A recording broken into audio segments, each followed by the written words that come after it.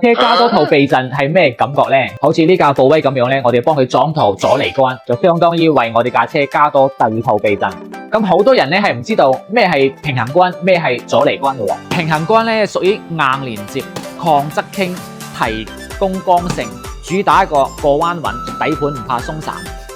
咁阻尼杆呢，佢就大逆壓阻尼、吸避震，主打一個行駛質感，抑制異響，更加舒適。假如你想過彎穩，操控性更強，就建議你加套平衡杆。假如你有想減少震動、減少異響嘅話，可以加套阻尼杆。假如你想全面提升，又要操控性又要舒適性，建議你可以平衡杆加阻尼杆一齊裝，咁樣嘅話咧，效果更加互補。